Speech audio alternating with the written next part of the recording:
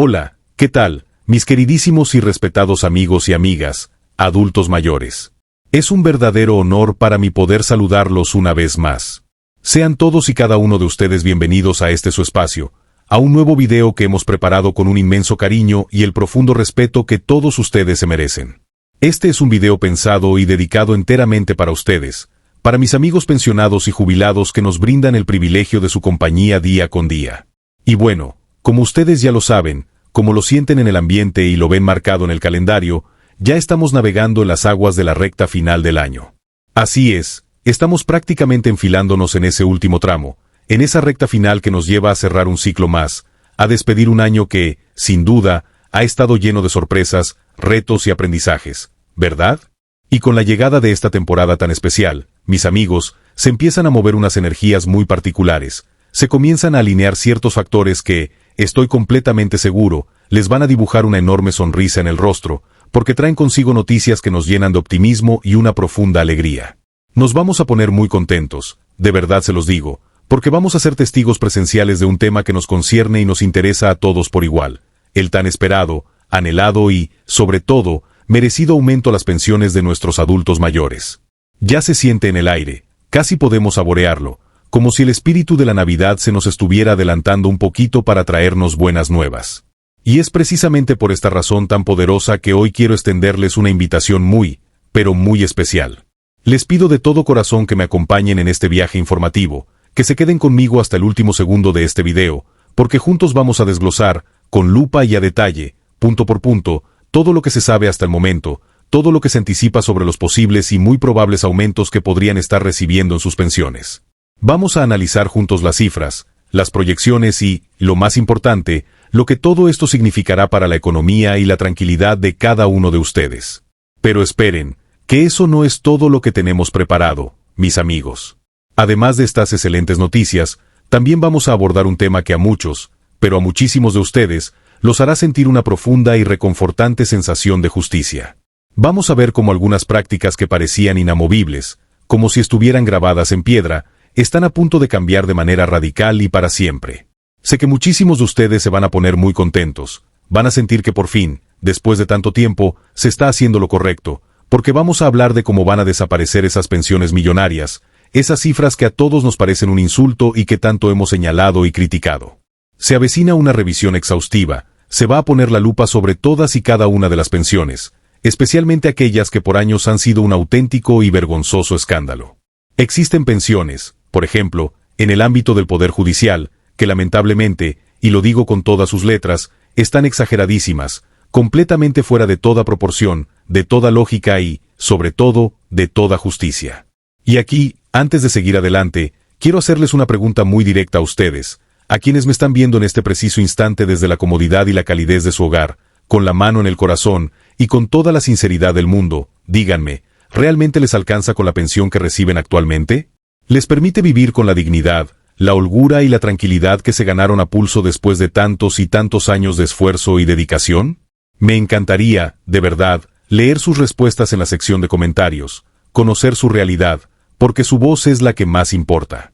Hace apenas un momento, estaba leyendo con mucha atención el comentario de una amable suscriptora que me compartía su situación con una honestidad que conmueve. Me decía, oye, con todo respeto, lo que estoy recibiendo de mi pensión simplemente no me alcanza para nada. Apenas estoy recibiendo 4,100 pesos, me confesó. Imagínense, 4,100 pesos. Y mientras a ella y a millones de mexicanos como ella les cuesta un mundo llegar a fin de mes, vemos con indignación cómo la oposición política sale a defender con uñas y dientes, a capa y espada, pensiones de 380,000 pesos por mes. 380,000 pesos. Es una cifra que cuesta hasta trabajo procesar. ¿No les parece una locura? Miren, para que no piensen que estoy exagerando o inventando datos, les voy a mostrar una gráfica. Quiero que vean con sus propios ojos de qué estamos hablando. Esta es la gráfica de las pensiones del Poder Judicial. Permítanme hacerla un poco más grande para que la puedan apreciar con toda claridad. Ahí la tienen, si están en su celular, si pueden, acerquen la pantalla, agranden la imagen. Obsérvenla bien. Creo que ahí se ve a la perfección. Esto es para que ustedes sean testigos directos. Esta es la representación visual, fría y dura, de las pensiones que estas personas se han estado embolsando de manera mensual. Por ejemplo, hablemos de un caso muy sonado y polémico, el de Norma Piña. Ahora que ella ya ha salido del Poder Judicial, no vayan a creer ustedes que se va con las manos vacías o en una situación de incertidumbre. Nada más lejos de la realidad. Ella se aseguró el futuro, y con creces. Y yo les digo, mis amigos, con total honestidad, esta persona, al menos por lo que le quede de vida, no tendrá que preocuparse por trabajar ni un solo día más, porque va a ser mantenida con el dinero de todos y cada uno de los mexicanos, a pesar de toda la corrupción y las controversias que mancharon su gestión. Aunque, mucho ojo, que no cante victoria tan rápido, porque el nuevo ministro presidente, y en un momento se lo voy a presentar porque mi único objetivo es informarlos bien, de verdad, quiero que todos ustedes tengan la información completa, veraz y sin filtros, porque en el video anterior que subimos, muchos de ustedes, y con justa razón, nos estuvieron regañando de forma constructiva, nos reclamaron amablemente, diciéndonos, oye, pero muestra bien los datos, queremos ver las cifras exactas de las pensiones que se están llevando. Y aquí están, mis amigos, cumpliendo con su valiosa petición. Aquí están los datos duros, sin maquillaje. Y bueno, porque también hubo ahí un contrato, no será la investigación para ver si no hubo coincidencia, para quitar dudas, sobre todo porque la pregunta está en el asunto de pues la actitud del Tribunal Electoral que desechó todo este tipo de impugnaciones, que si hubiera más dudas que certezas de no iniciar una investigación al respecto con las pruebas que se estaban presentando, de acuerdo con los cuestionamientos que hacen, pues finalmente quienes impugnan por no quedar también en la elección. A ver, el Tribunal Electoral valoró las pruebas, como hace cualquier tribunal, cualquier juez, para uno u otro tema. El Tribunal Electoral valoró las impugnaciones y dijo, estas impugnaciones no presentan las suficientes pruebas para decir que hubo un resultado en la elección al Poder Judicial que haya sido influido por las impugnaciones que se están presentando. Esa fue su resolución. Aunque bueno, también recordemos que sí hay legislación para temas de ejercicios democráticos, en este caso como consultas, etcétera, que tiene que ver con una cuestión también de cómo se manejan las secretarías de Estado durante estos periodos, precisamente por el tema de la inducción del voto. Se haya impuesto o no en el periodo, sí existe una legislación en torno a esta situación. Pero a ver, es que estás implicando una cosa que yo no puedo aceptar.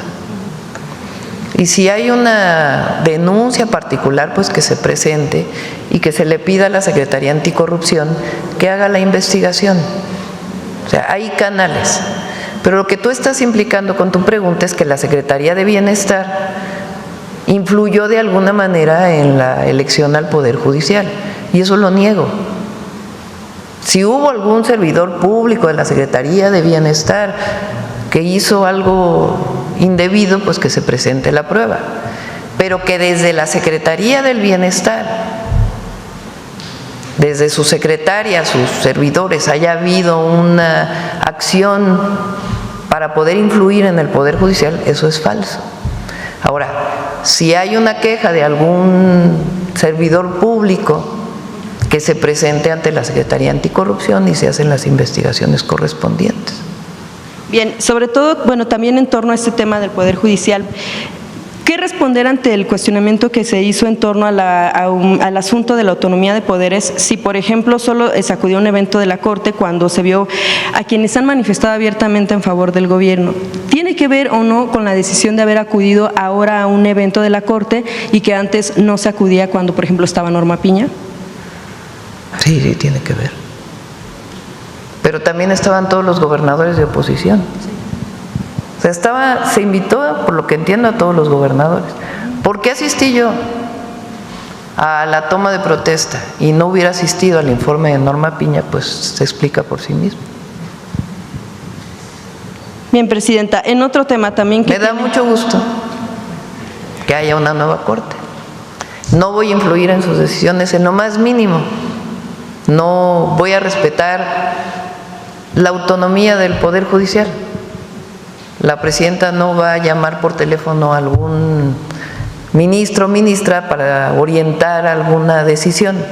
Ellos son autónomos, profesionales y van a tomar sus propias decisiones.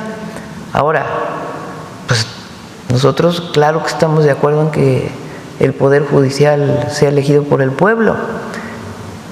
Y el simbolismo del 1 de septiembre, en la noche de la toma de protesta, pues me dio gusto y fui invitada y asistí. Gracias, Presidenta. También, continuando con el asunto relacionado con el Poder Judicial, este tema tiene que ver con quien fue nombrado por el Ejecutivo para integrar el órgano de administración federal, Néstor Vargas. Esto por los señalamientos últimos de una persona que menciona fue víctima de él cuando él estaba en el gobierno de la Ciudad de México como consejero. Usted recordará el tema de la denuncia en 2022, fue denunciado por abuso sexual. Néstor Vargas. Se hizo la investigación por parte de la Fiscalía General de Justicia de la Ciudad de México y fue exonerado, no se encontró ninguna prueba. Sí, en 2023 sabemos que la Fiscalía determinó el ejercicio de la acción penal en contra de Vargas. Recientemente la víctima, ahí va un poco también la pregunta, cuando se da a conocer este nombramiento, este cargo, pues le envía un cuestionamiento en torno a que obviamente lo que ella vivió fue un proceso muy complicado, un proceso judicial complicado en el que muchas de las cuestiones de la resolución están relacionadas con los testigos presentados. Ernestina Godoy es una mujer, si algo tiene Ernestina, que era entonces Ernestina, fiscal general, es que es una feminista defensora de los derechos de las mujeres, que lo ha demostrado durante toda su vida, Ernestina afrontó casos de servidores públicos del gobierno de la ciudad acusados de abuso y abrió carpetas, y cuando se encontró la culpabilidad no tuvo ningún recato en presentar la orden de detención a un juez.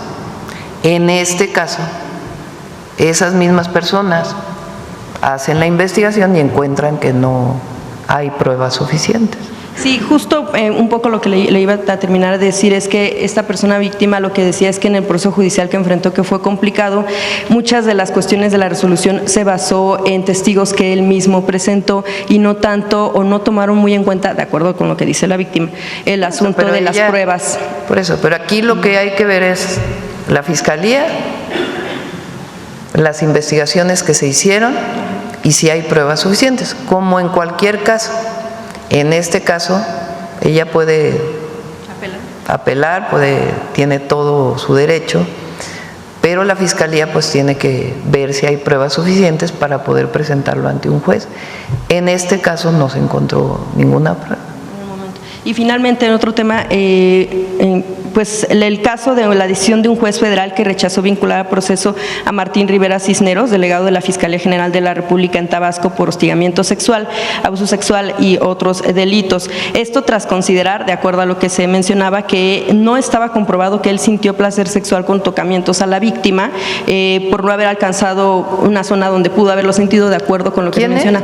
Él es Martín Rivera Cisneros y por supuesto en lo que queda en la investigación es que todavía la Fiscalía General de la República pudiera apelar la resolución, saber si en algún momento se manejó y también, bueno, pues seguramente si cuando venga el fiscal pudiera hablar del tema para saber en qué va a avanzar y si van a apelar la decisión.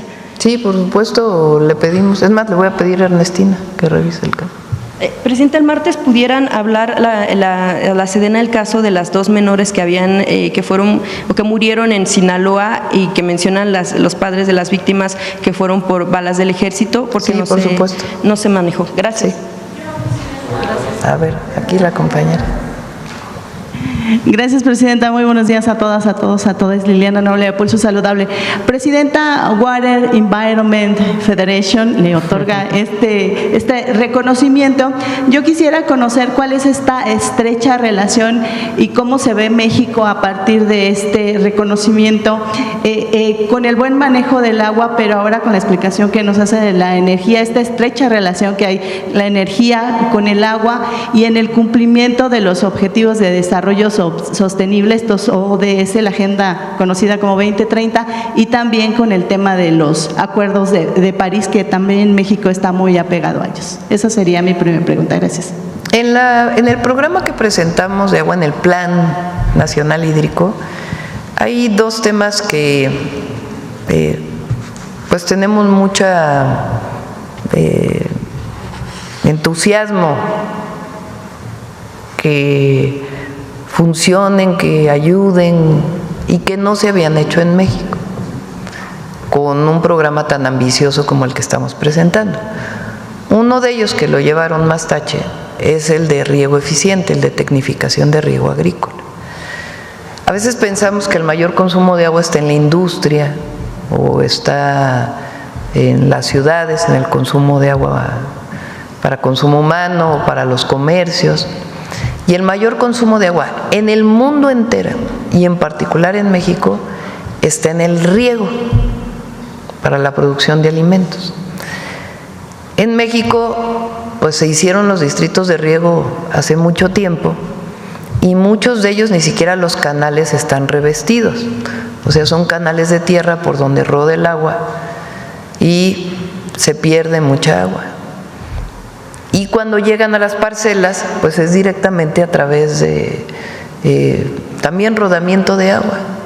Entonces ahí hay mucho desperdicio de agua. Mucha se evapora y otra, bueno, alguna se infiltra en algunos casos, pero se puede usar mucho más eficiente. Se puede ahorrar hasta el 50% de la cantidad de agua que se usa para riego y además los cultivos se vuelven, bueno, las parcelas se vuelven más productivas para producir más alimentos en el caso de la tecnificación de riego. Entonces ese es un programa que nos entusiasma mucho y al que se le está dedicando mucho tiempo y además se trabaja con los agricultores y con SADER porque es para la producción de alimentos. Más del 70% del agua en nuestro país va para riego agrícola. Entonces de ahí, al hacer más eficiente el agua, pues podemos usar esa agua para llevarla a las ciudades, sobre todo donde hay escasez y hay distritos de riego. El otro que personalmente le estamos destinando mucho tiempo es al saneamiento de ríos. El río Atoyac, que se tocó hace poco, es el río más contaminado del país. En toda la zona de Puebla y Tlaxcala hay mucha producción de mezclilla.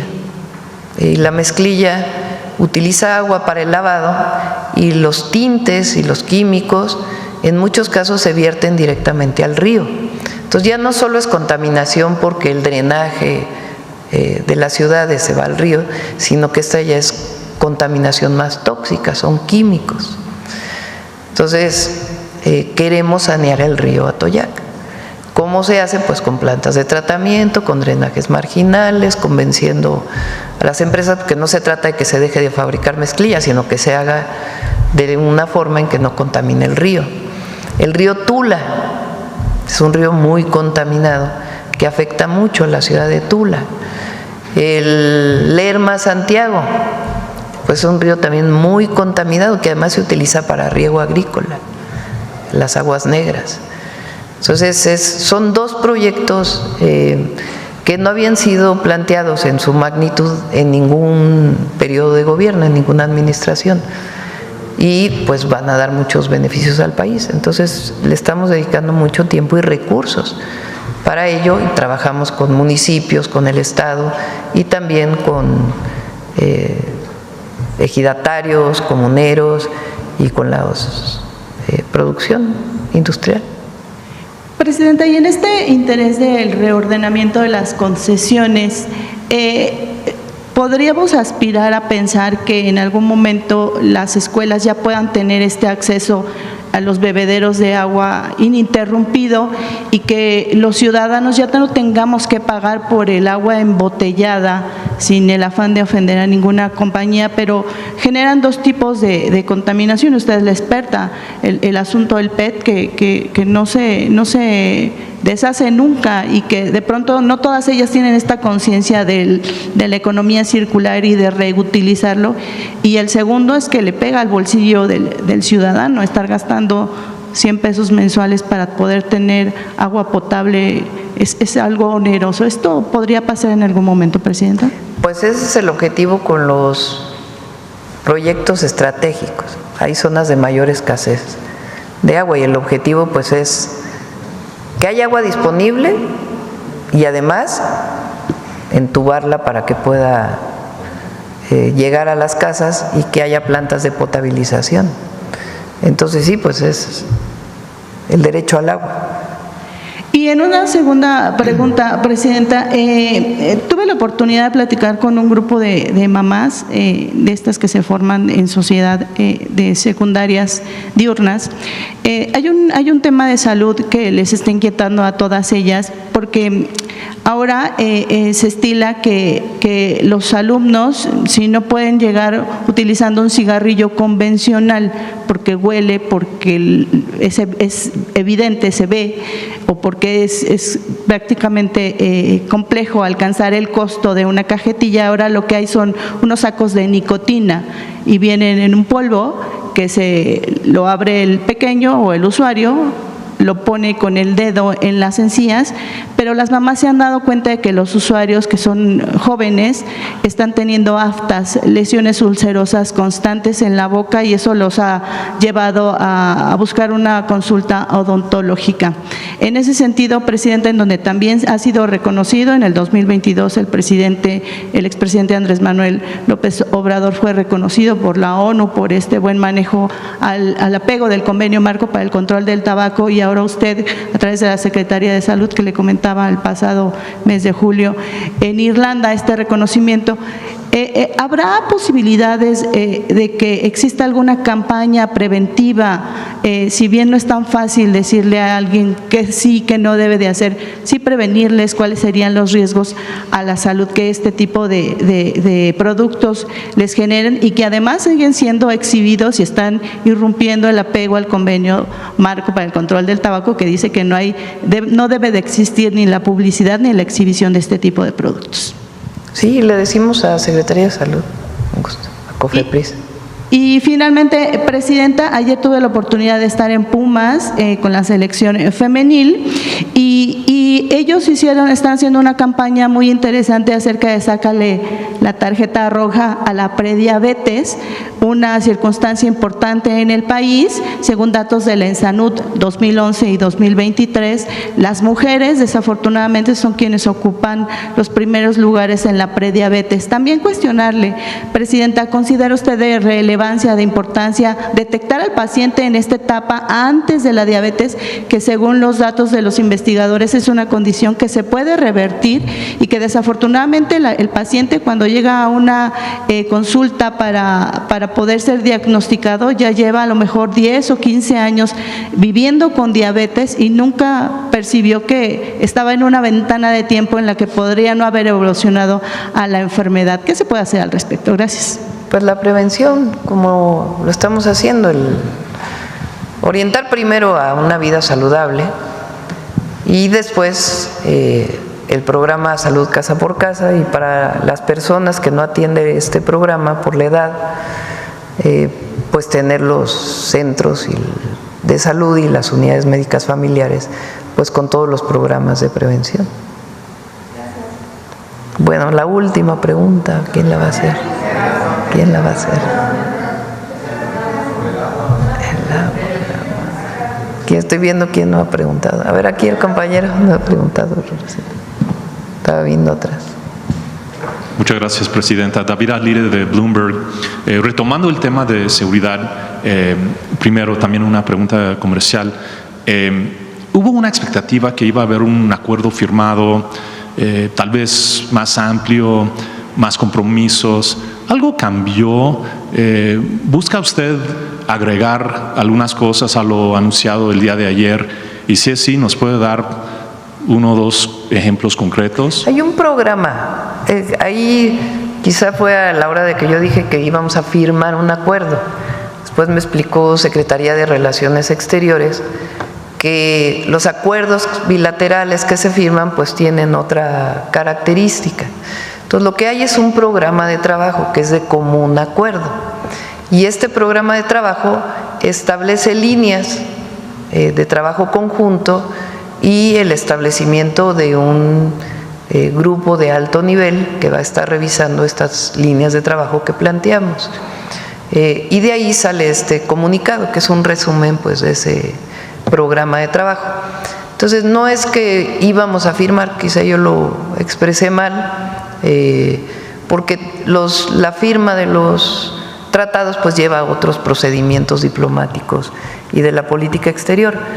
pero siempre estuvo sobre la mesa el programa de trabajo que ayer se acordó. ¿Buscará, por ejemplo, en el tema del tráfico de armas, un compromiso más concreto por parte del gobierno de Estados Unidos? Hay un compromiso concreto de que ellos van a hacer todo lo posible para disminuir el tráfico de drogas. Eso es lo que va a definir el grupo de trabajo. O sea, el lineamiento es disminución del tráfico de armas de Estados Unidos a México. Los indicadores para ello, cómo lo vamos a medir, es algo que ya determina este grupo de trabajo de alto nivel, igual que en el caso del paso de drogas de México a Estados Unidos y muchos otros temas que están planteados en el programa. Hace un rato se mencionó el tema de seguridad fronterizo. ¿Estaría abierta usted si el gobierno de Estados Unidos pide o solicita más soldados, más Guardia Nacional para reforzar la seguridad? ¿Estaría abierta usted hacer algo así? En este momento no es necesario y no fue planteado.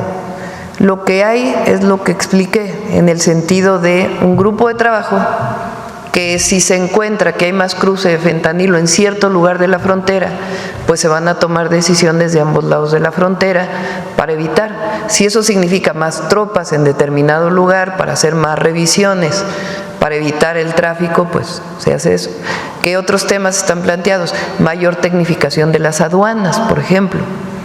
Pero sí sería posible mandar más soldados, más Guardia Nacional. Pero no está planteado como que sea más Guardia Nacional completa la frontera, sino a partir del análisis que se haga con este grupo de alto nivel, de decir si hay en cierta zona donde se requiere reforzar la seguridad con tropas de la Guardia Nacional, se hace, como lo hemos hecho, por ejemplo, en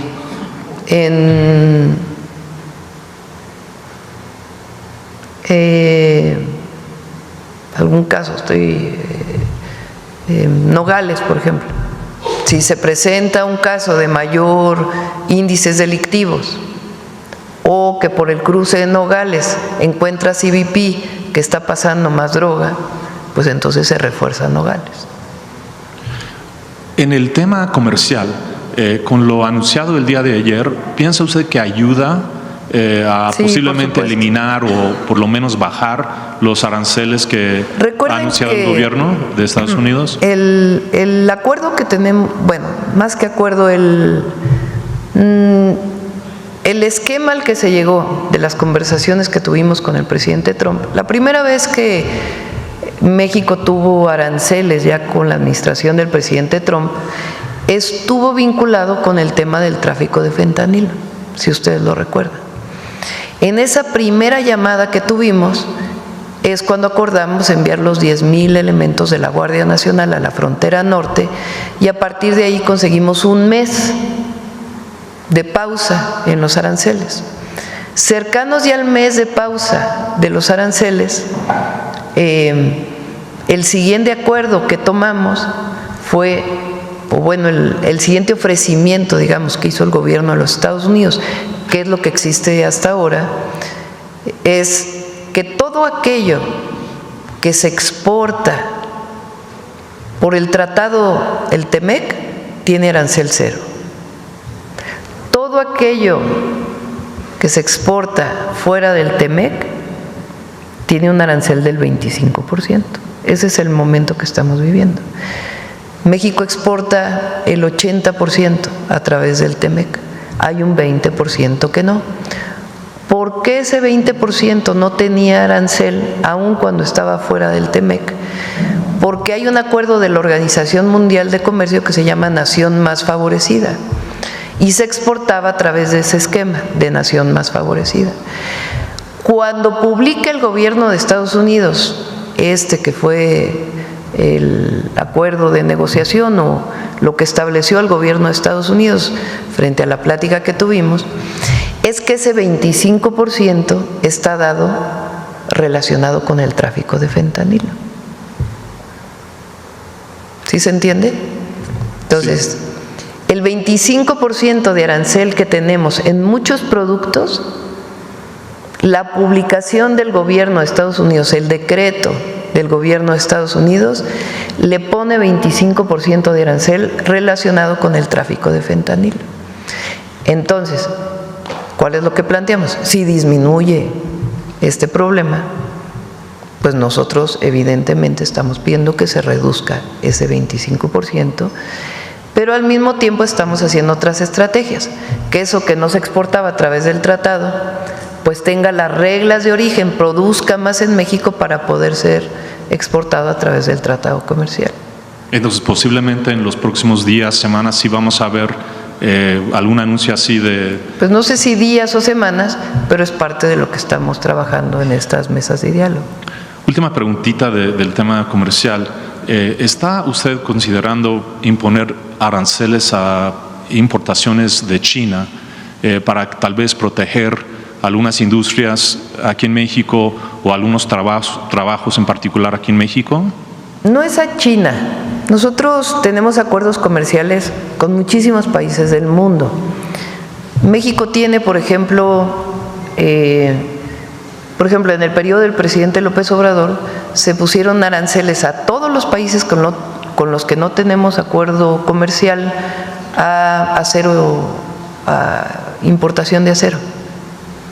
Entonces, sí estamos considerando poner, pero como parte del Plan México, que planteamos desde que entramos al gobierno, algunos impuestos arancelarios con los países con los que no tenemos tratado comercial.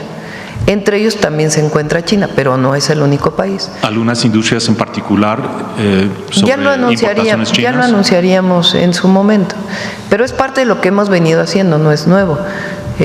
Nosotros en diciembre pusimos aranceles a la importación textil en un decreto que realizó la Secretaría de Economía. ¿Por qué? Para proteger la industria textil de nuestro país. ¿A quiénes son? A todos los países con los que no tenemos acuerdo comercial. Por último, Presidenta, tenemos entendido que la directora de Citigroup ha estado aquí en México recientemente, quizás esta semana o la semana pasada. ¿Usted tuvo reunión con ella?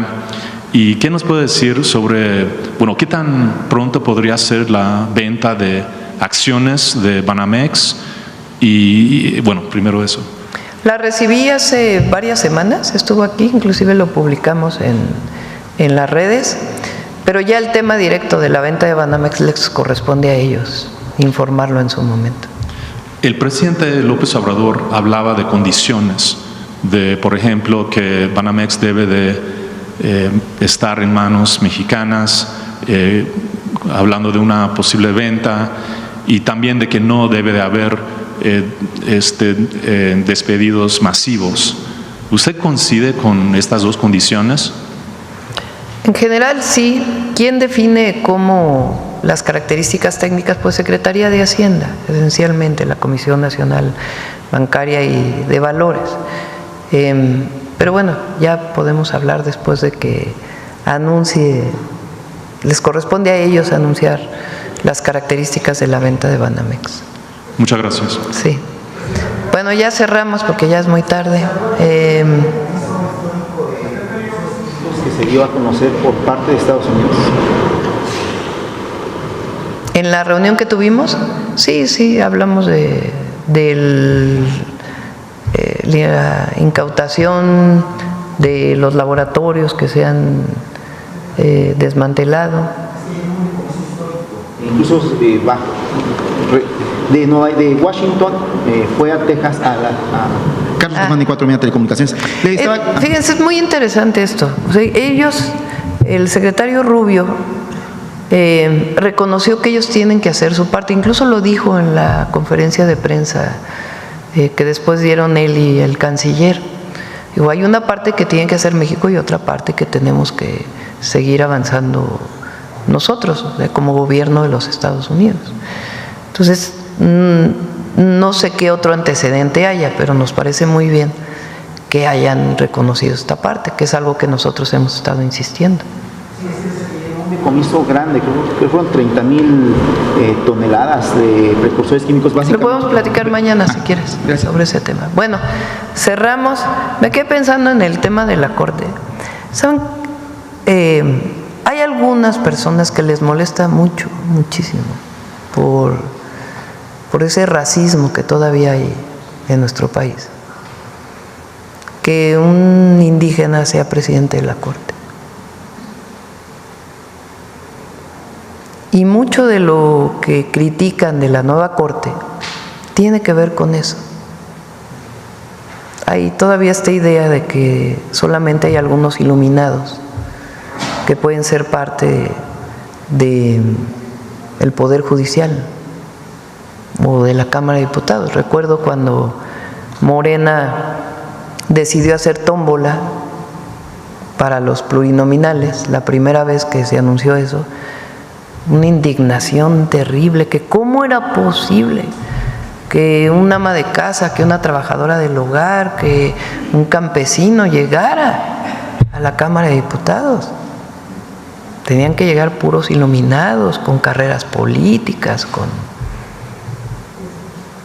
Entonces, mucho de la crítica de que si se hizo de esta manera o de esta otra la elección, es el resultado de la elección. Y es algo que les molesta, porque piensan que solamente algunos, que son parte de un grupo elegido, pueden ser parte de la Corte. Y ahora no. Hugo Aguilar probablemente, si no hubiera sido así, no hubiera llegado a la Corte. Entonces, bueno, hay que preguntarle a ellos, ¿verdad? Pero queda mucha reminiscencia desde la colonia. Recuerden que en la colonia había castas. Y aquello todavía queda, que hay que erradicarlo por completo, porque nosotros luchamos por la igualdad. Bueno, ya, no estar así, récord mundial, vamos. Con permiso, presidenta. Aquí está. Muy buenos días a todas y a todos. El 5 de septiembre de 1782 fue asesinada Bartolina Sisa en La Paz, hoy Bolivia. Proveniente del pueblo aymara, Sisa lideró una rebelión en contra del dominio colonial español. A pesar de la valerosa resistencia de ella y sus tropas, fue traicionada y entregada a las autoridades españolas, donde fue violentada de distintas maneras, enjuiciada y asesinada. 200 años después, en 1983, durante el segundo encuentro de organizaciones y movimientos de América, se instituyó el 5 de septiembre como Día Internacional de la Mujer Indígena en reconocimiento de la lucha de Bartolina Sisa y las mujeres indígenas. Y a partir de este año, el 5 de septiembre, forma parte de las efemérides oficiales que impulsó la presidenta en materia de reconocimiento de las mujeres. Es decir, el día del mañana se izará por primera vez la bandera de nuestro país a toda asta por la conmemoración del 5 de septiembre, Día Internacional de las Mujeres Indígenas. Desde que entró en vigor la reforma a la ley del escudo, la bandera y el himno nacionales, solamente habíamos tenido aniversarios luctuosos, el de Sara Pérez, Leona Vicario y Carmen Cerdán, que implicaba el izamiento a media asta, pero por primera vez el día de mañana se izará a toda asta. Conozcamos el día de hoy un ejemplo muy claro de la lucha de las mujeres indígenas en nuestro país, las mujeres yaquis. Observen con muchísima atención. Los jueces, por ejemplo, los jueces del Poder Judicial, perciben una pensión que ronda, en promedio, los 205,000 pesos de manera mensual. 205,000 pesos. Ahora, hagamos una pequeña pausa y reflexionemos profundamente. ¿Cuánto está recibiendo usted en este momento? ¿Quizás 4,000 pesos mensuales? ¿5,000? Ahora, por favor, haga el ejercicio de comparar esa cantidad, su realidad, con esta pensión de 205,000 pesos mensuales que reciben estos jueces. 205,000 pesos cada 30 días. La diferencia es simplemente abismal, es un insulto a la inteligencia, al trabajo y al sacrificio de millones de personas. Ahora, subamos un peldaño más en esta escalera de privilegios. Los magistrados, aquellos que ostentan el cargo de magistrados, ¿cuánto creen ustedes que se están llevando al bolsillo? Agárrense bien de su silla. 300,000 pesos de manera mensual. 300,000 pesos. Y esperen, que la cosa no para ahí. A esta pensión, a esta cifra que ya de por sí es escandalosa y ofensiva, todavía falta sumarle todo lo que reciben por concepto de gastos médicos mayores, seguros privados y un sinfín de otros privilegios. Ese es otro capítulo completamente aparte. Pensemos por un momento en ustedes. ¿Cuánto tienen asignado para sus gastos médicos? ¿Realmente les sirve? ¿Cubre todas sus necesidades? Sabemos que, en la mayoría de los casos, la respuesta es un rotundo no. ¿Verdad, mis amigos? Y ahora, llegamos al punto más álgido, al más escandaloso de todos, a la cúspide de este sistema de privilegios desmedidos. Lo que es Norma Piña y sus allegados, ¿cuánto se van a estar llevando? Pues nada más y nada menos que la increíble, la insultante cantidad de 385,000 pesos. 385,000 pesos es lo que se va a estar llevando Norma Piña de manera mensual. Y esto, mis amigos, estaba diseñado para ser de por vida. Ellos creyeron, en su burbuja de poder, que se lo iban a estar llevando para siempre, hasta el último de sus días, pero las cosas están a punto de dar un giro de 180 grados. No va a ser así. Se aproxima una nueva revisión, una reforma profunda y necesaria. Y es precisamente aquí donde quiero volver a preguntarles a ustedes, a todos los que me están viendo en casita a través de sus celulares, de sus tabletas, de sus computadoras. ¿Ustedes están contentos con esta situación? ¿Ustedes respaldan, apoyan, justifican a este tipo de gente que se esté llevando esta cantidad absurda de dinero de manera mensual? Me gustaría muchísimo saber qué es lo que piensan. Porque nunca faltará quien diga, ¿pero a ustedes qué les interesa? Por algo trabajaron y estudiaron para llegar a esos puestos. Pero no nos dejemos confundir. Usted y yo sabemos perfectamente bien que estas pensiones exorbitantes, estas pensiones de ensueño, las vamos a estar pagando todos los mexicanos con nuestros impuestos, con el sudor de nuestra frente, con nuestro trabajo diario. Ahora, pensemos juntos en una alternativa lógica, justa y equitativa. ¿Por qué no arreglar mejor las cosas con todo este dinero que el gobierno se va a estar ahorrando? Porque se debe de ahorrar, ese es el objetivo principal, no se debe de andar malgastando en lujos, opulencia y privilegios para unos cuantos. Sí, a lo mejor se les debe de dar una pensión digna, por supuesto, pero siempre dentro de los límites de la razón y la decencia. Hasta eso, pensar en unos 20,000 o 30,000 pesos mensuales ya es una cantidad más que generosa, y de ahí, adiós, se acabó el derroche. O incluso menos. La verdad, como lo propone la nueva y muy necesaria reforma a las pensiones, que establece un tope máximo, si no me equivoco, de alrededor de 16,000 o 17,000 pesos. Ahí, si alguien tiene el dato exacto y actualizado, por favor, corríjanme en los comentarios, se los voy a agradecer infinitamente. Mejor que se lleven eso, una pensión justa pero no ofensiva, para que vean y sientan en carne propia lo que viven la inmensa mayoría de los mexicanos. ¿Ustedes qué votan, mis amigos? ¿Qué decisión tomarían si estuviera en sus manos? ¿Le darían su respaldo a que continúen estas pensiones elevadísimas y ofensivas? ¿O les gustaría más que se hiciera lo que está planeando el nuevo ministro presidente de la Suprema Corte de Justicia, Hugo Aguilar? Miren, para que no quede ninguna duda, se los voy a poner para que le escuchen de su propia voz, para que después no digan que yo estoy inventando, que estoy engañando, o que solo digo lo que me conviene para mi narrativa. No, de ninguna manera. Aquí nuestra promesa y nuestro compromiso con ustedes es hablarles siempre con la verdad, de frente.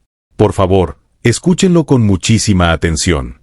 La Suprema Corte le solicitará que implemente las medidas necesarias para que todos los juzgadores electos en el pasado proceso electoral ganemos menos que la Presidenta de la República, conforme a lo dispuesto por el artículo 127 de la Constitución General, fracción tercera. Van a ganar menos que la Presidenta. Esto en tema de salarios, pero ahorita escúchenlo en tema de pensiones. De inicio, un ahorro anual de 300 millones de pesos. En el mismo sentido, vamos a estar vigilantes para que se inicie un proceso de diálogo y a la par se analice y se solucione los juicios interpuestos por un gran número de funcionarios judiciales que ganan más que la Presidenta, hasta ajustar a todos y todas a las remuneraciones cumpliendo el mandato constitucional. Tomando esta medida, podremos ahorrar un monto del orden de los 800 millones de pesos al año. 800 millones de pesos. ¿Escucharon bien esa cifra, verdad? Es una cantidad monumental. 800 millones de pesos es lo que se va a estar ahorrando nuestro país anualmente tan solo con ajustar estas pensiones y salarios completamente desproporcionados. Y yo me pregunto, y les pregunto a ustedes, mis amigos, ¿por qué no tomar este ahorro gigantesco, estos 800 millones, y que se inviertan de una manera inteligente y verdaderamente productiva para la sociedad? No necesariamente en más programas sociales, que ya tienen su presupuesto asignado, sino por ejemplo, en arreglar de una vez por todas y para siempre nuestros hospitales. Bueno, sabemos que ya hay un esfuerzo en marcha para arreglar los hospitales del IMSS y del ISSSTE, de hecho, se ven algunos avances, pero ¿por qué no usar este dinero extra para que se acelere de forma masiva el proceso de abastecer los medicamentos?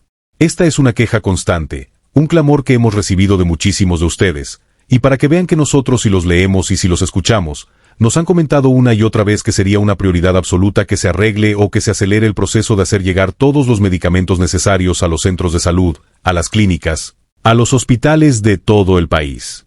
Ya que se ha visto que persisten, y en algunos casos se han agravado, las quejas de personas que van por su tratamiento vital y resulta que no hay en existencia. Así que, mis amigos, el punto crucial que quiero dejar meridianamente claro con todo esto es que se den cuenta de cómo la narrativa de los opositores a menudo es completamente engañosa y manipuladora. Realmente no es que estén preocupados de que México se vaya a convertir en Venezuela, o que nuestro país vaya a sufrir una crisis económica terrible. No, seamos brutalmente honestos, la oposición no le llora a eso. La oposición, y vamos a ser sinceros y a decir las cosas como son, sin pelos en la lengua, lo que verdaderamente les preocupa, lo que les duele en el alma, es que están y siguen perdiendo sus privilegios. Están perdiendo y seguirán perdiendo esos beneficios insultantes que por décadas consideraron un derecho divino e intocable. Ya no es como antes, que el lema no dicho pero sí practicado era primero mi bolsillo, y después, si acaso, a ver si sobra algo para los demás. Y como todos bien sabemos, prácticamente nunca sobraba nada. Esa era de opulencia para unos pocos está llegando a su fin. La verdad, a mí me daría un gusto indescriptible verlos a ustedes, mis amigos pensionados del IMSS, pensionados del ISSSTE, que me comentaran una vez más aquí en el video, que por fin, después de tantos años de espera, se les mejora su pensión de una manera verdaderamente significativa. Que ganen, bueno, no que ganen, sino que se les otorgue una pensión mejor, una pensión que refleje de manera justa y real los años que ustedes estuvieron cotizando, trabajando, partiéndose el lomo, como se dice coloquialmente. Ustedes, en muchísimos casos, no reciben lo que debería ser una buena y justa gratificación como pensión del IMSS o del ISSSTE, ya sea que usted esté jubilado o pensionado. Únicamente, en una gran cantidad de casos, reciben lo mínimo indispensable para apenas sobrevivir. Y es completamente cierto y desgarrador lo que les comentaba al principio. La suscriptora que nos escribió y nos puso ese comentario tan revelador, nos decía, oye, es que a mí no me alcanza, ojalá que de verdad se arreglen las pensiones. ¿Por qué no agarrar este dinero que se va a estar ahorrando de las pensiones millonarias de gente como Norma Piña? Mejor que se agarre ese dinero y que se invierta en arreglar las pensiones de muchísimos mexicanos, ya sea del IMSS o del ISSSTE, donde más surja y más se necesite. Yo he sido testigo directo de cómo muchos de ustedes, lamentablemente, están subsistiendo con 4,000 pesos de manera mensual, una cantidad que, como ustedes mismos lo expresan con impotencia, no alcanza para absolutamente nada. Y es el colmo de los colmos que, mientras ustedes batallan día a día, estas otras personas se quejan amargamente de que sus pensiones millonarias podrían ser revisadas y ajustadas. Imagínense ustedes, por un momento, qué es lo que haría una persona común y corriente con todo ese dineral. Prácticamente cada mes te estarías comprando un carro nuevo, un terreno, sin tener una sola preocupación financiera en el mundo. Ellos lo están recibiendo mes con mes y se lo gastan como si fuera agua, porque quieren seguir viviendo como verdaderos privilegiados, mis amigos. Y es por esta poderosa razón que yo, personalmente, estaré apoyando con toda mi convicción estas reformas, y también me gustaría que, entre todos, como una comunidad unida, le enviáramos un mensaje claro, fuerte y contundente a la presidenta Claudia Sheinbaum. Pero para eso, para que nuestra voz retumbe y se escuche, voy a necesitar de toda su ayuda, mis amigos. Ahora sí, vámonos de lleno al tema que sé que estaban esperando con ansias. Hablemos de las pensiones, de los incrementos que se prevé que van a estar sufriendo, en el mejor sentido de la palabra, las pensiones tanto del IMSS, del ISSSTE y, por supuesto, la de los adultos mayores del bienestar. Miren, vamos a empezar con la pensión del IMSS, específicamente para todos aquellos que se encuentran bajo la ley del 73. Se estima, según las proyecciones más recientes, que estará incrementando cerca de, o un poco más, del 3%. De hecho, la proyección más conservadora y realista dice que va a ser prácticamente el 3%, lo que se traduciría en un aumento de alrededor de 300 pesos de manera mensual en la pensión del IMSS para que estén muy al tanto. Y como les decía hace un momento, yo desearía de todo corazón que estas pensiones incrementaran mucho, mucho más. Siento que un 3%, aunque por supuesto que es bienvenido y ayuda, pues no es del todo suficiente para compensar el costo de la vida, ¿verdad? Pero ahí se los adelanto como una primera aproximación muy probable. La pensión bajo la ley del 73 estaría aumentando un 3%. Para las demás leyes y los demás regímenes del IMSS, se podría estar hablando de un incremento un poco mayor, de hasta el 4%. Ahora, pasemos a lo siguiente, mis amigos, que también es de suma importancia para muchos de ustedes. Quiero ponerles la información de la manera más clara posible para cada uno de ustedes. A ver, esto ya lo puse. No es este del adulto mayor, es este otro. Miren, esta es la tablita que hemos preparado para ustedes con la información del ISSSTE. Se las voy a hacer un poquito más grande para que la puedan apreciar con toda claridad y sin problemas. Miren, por ejemplo, esto corresponde a las pensiones del ISSSTE. Estas estarían aumentando de manera diferente dependiendo de cómo y, sobre todo, de cuándo se hayan jubilado. Si usted se jubiló antes del año 1993, o si se jubiló con el cálculo basado en UMAS, o si su jubilación fue posterior al año 2002, todos estos factores van a influir directamente en los montos que se van a estar incrementando. Por ejemplo, si usted actualmente estaba recibiendo en su pensión del ISSSTE una cantidad de 10,000 pesos de manera mensual, para el próximo año se le aplicará un incremento del 4.21%. Esto se traduce, para que sea más fácil de entender, en 421 pesos adicionales que va a estar cobrando cada mes. Es decir, a sus 10,000 pesos actuales le va a sumar esos 421 pesos, para recibir un total de 10,421 pesos. Ahora, para los pensionados del régimen que abarca de 1993 al año 2000, cuyo cálculo se basa en la UMA, que son los que a menudo han resultado más perjudicados por este sistema. Por ejemplo, si usted está cobrando actualmente una cantidad de 3,440 pesos, para el próximo año, usted va a estar cobrando 3,585 pesos, lo que representa un incremento de 145 pesos.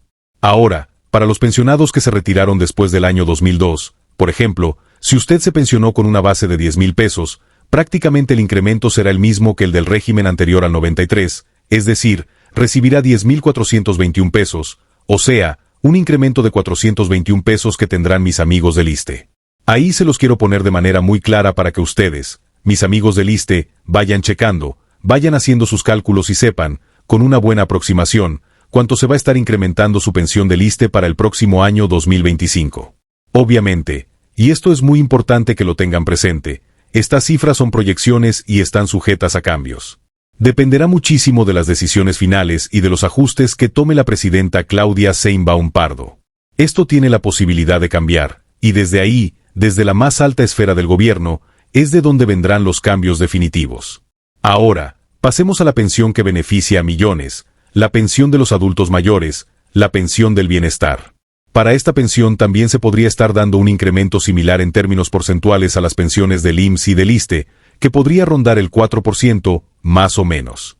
Es decir, si hacemos un cálculo rápido y sencillo, sobre los 6,000 pesos actuales que se reciben de manera bimestral, estaríamos hablando de un aumento de como unos 248 pesos más o menos. Es decir, pasarían de cobrar 6,000 pesos de manera bimestral a recibir 6,248 pesos aproximadamente. A ver, vamos a verlo ahora sí en la proyección más actualizada. Ah, sí, aquí está. 648 pesos de aumento. No, perdón, el total sería de 6,248 pesos que estarían cobrando para el 2025. Ahí se los dejo para que lo vayan checando, mis amigos, y sepan ustedes lo que prácticamente van a estar cobrando para el próximo año. Ahora, esto es en lo que respecta a las pensiones, pero, como les he mencionado en cada punto, es crucial recordar que estos datos todavía no están grabados en piedra, no son 100% definitivos, sino que van a estar cambiando y ajustándose. Yo, de todo corazón, deseo y espero que si van a cambiar, que sea para bien, que sea para que ustedes terminen recibiendo más de lo que estamos proyectando en este momento. Ahora, mis amigos, nos vamos al siguiente tema, y les pido que pongan muchísima atención porque este es un asunto delicado y muy revelador. Se le estaba cuestionando a la presidenta y parece que hay una insistencia en querer meter en problemas a los programas sociales, por ejemplo, la pensión de los adultos mayores. Pues muchos informes, muchos medios de comunicación, quieren seguir con la misma narrativa, quieren, de alguna manera, perjudicar la legitimidad de las pasadas elecciones judiciales, un tema que, por cierto, ya es cosa juzgada, ya no tiene marcha atrás. La reforma judicial ya se aprobó, Las cosas ya se hicieron y el resultado es el que es, pero aún así, estos medios quieren como que dar a entender, sembrar la venenosa duda de que los programas sociales sirvieron para comprar el voto de la gente. Miren, esto es exactamente lo que sucedió hace apenas unas horas en la conferencia mañanera con la presidenta. De hecho, los invito a que escuchen con muchísima atención, porque una periodista quiere, o más bien exige, que se inicie una investigación en contra de la Secretaría del Bienestar. Pongan mucha atención al intercambio de palabras. Sería pertinente iniciar una investigación, sobre todo porque hay un tema de un contrato de la Secretaría de Bienestar para la impresión de folletos para promover programas sociales. ¿Qué tiene que ver eso con la elección del Poder Judicial? Termino. De acuerdo con el tema de un asunto de transparencia que solicitó información, se habla de que precisamente durante o mediante este contrato, además de la impresión que tiene que ver con programas sociales que se hizo durante la veda electoral, que también se abría la veda electoral si también habría un tema de una impresión aprovechando de los folletos que fueron partidos. Otra vez, ¿por qué no me lo dices directito? Si no debiera haber una investigación en torno a todo el procedimiento que se llevó a cabo al interior de las propias secretarías mientras se dio el proceso de ¿cuál es la acusación que se está haciendo o cuál es la presunta irregularidad que estás planteando? Porque no me entiendo. Las impugnaciones que presentaron ante el Tribunal Electoral del Poder Judicial de la Federación fue mediante pruebas. Estas personas que impugnaron presentaron pruebas en torno a contratos. ¿Pero qué coincide con bienestar? Termino. Que coincidieron precisamente con el tema de la impresión para situaciones que tienen que ver con programas sociales y que de ahí, algunos, nada más termino, son las pruebas que presentaron los que presentaron la impugnación, por supuesto, y que a partir de ahí también con testimonios de coordinadores territoriales que están relacionados con bienestar se repartieron este tipo de acordeones, este tipo de folletos y que se pues indujo al voto. Eso es lo que mencionan las personas que impugnaron ante el Tribunal Electoral.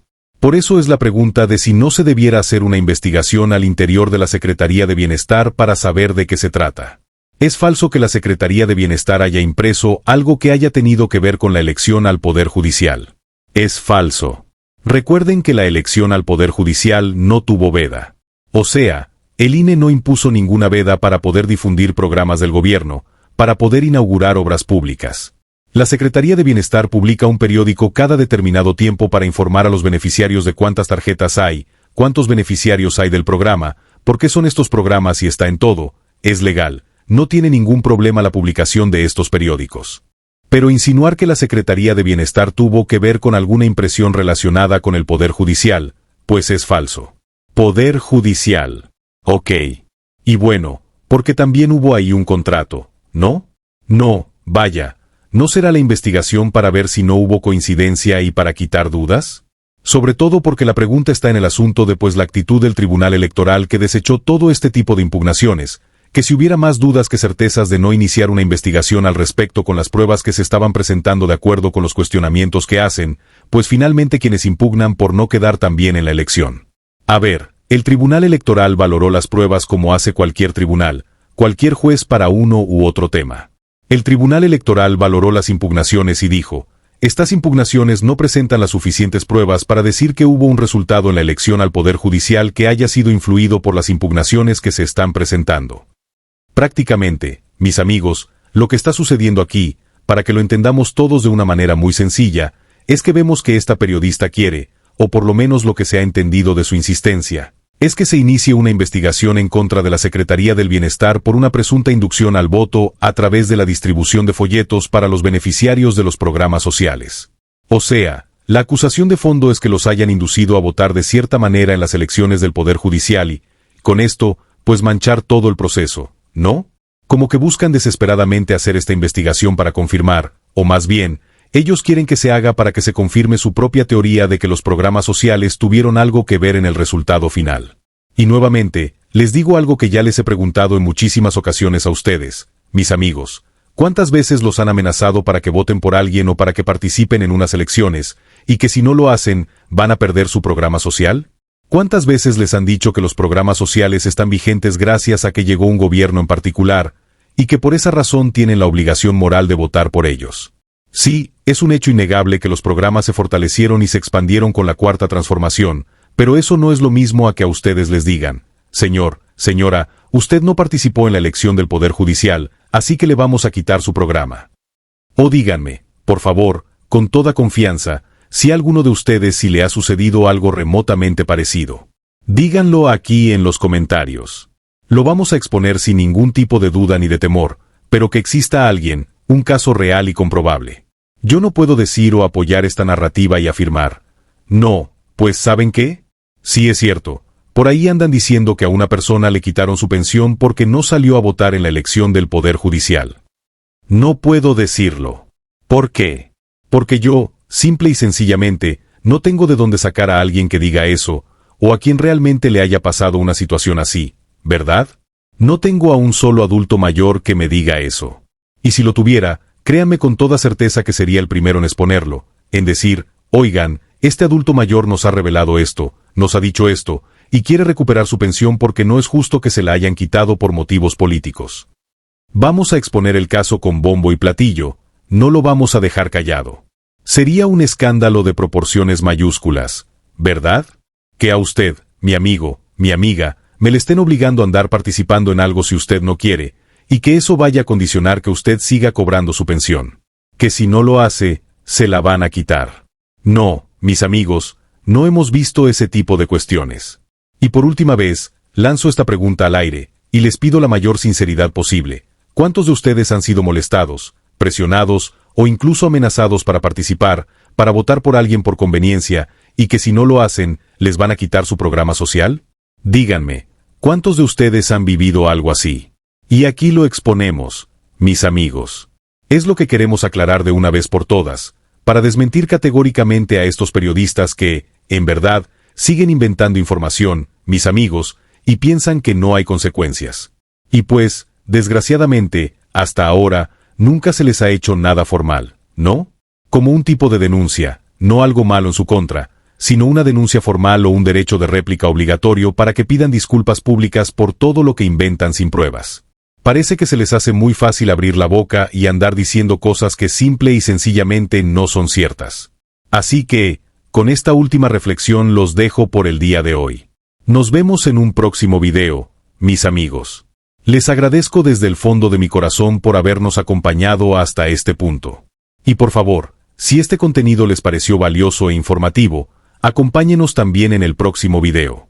La mejor manera de hacerlo y de apoyarnos es suscribiéndose al canal y activando esa campanita de notificaciones.